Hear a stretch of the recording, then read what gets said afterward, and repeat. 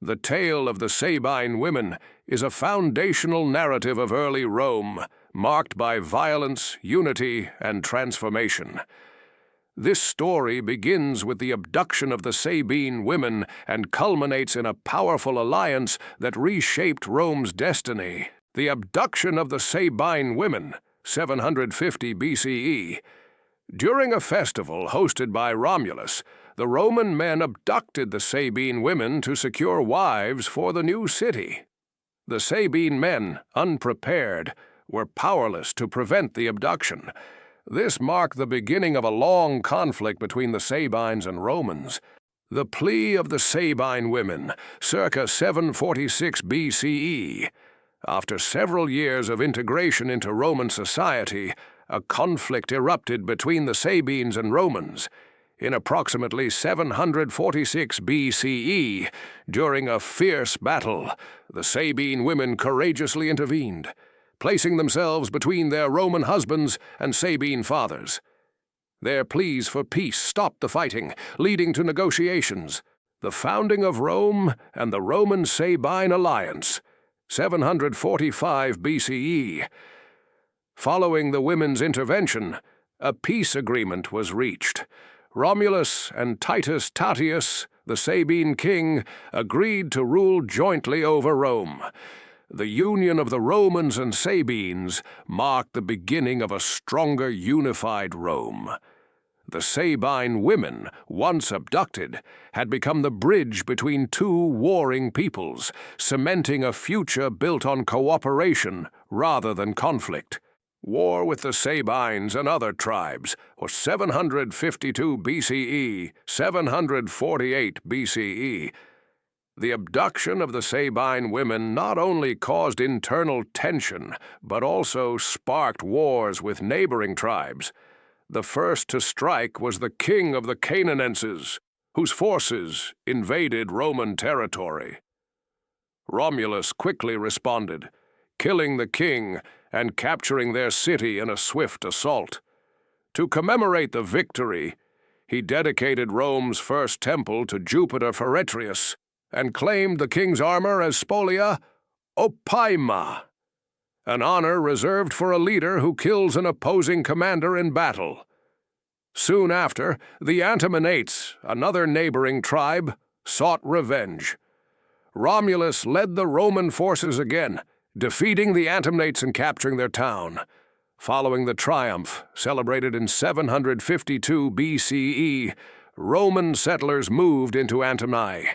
Many inhabitants from the conquered territories, including the families of the abducted women, decided to settle in Rome, contributing to the city's growing population. Crustumerium followed suit, raising arms against Rome, but the Romans swiftly quashed the uprising. Their city, too, was absorbed, and settlers were sent to integrate the population into Roman society. Each of these conquests strengthened Rome's position, as it grew in both size and power through successful military campaigns and strategic settlement. However, the most significant challenge came from the Sabines themselves, led by King Titus Tatius. The Sabines, incensed by the abduction of their women, launched a major assault on Rome. They gained entry to the city's citadel through the betrayal of Tarpeia, the daughter of a Roman commander. Tarpeia had promised to help the Sabines in exchange for what they wore on their arms, hoping for golden bracelets. Instead, she met a gruesome fate, crushed under the weight of the Sabines' shields.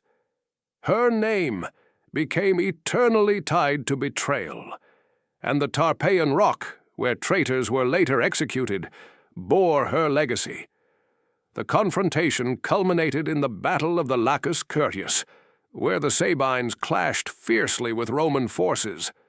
Hostus Hostilius, a prominent Roman hero, fell in battle, leading to a Roman retreat. Romulus, in a moment of desperation, promised to dedicate a temple to Jupiter if his troops rallied.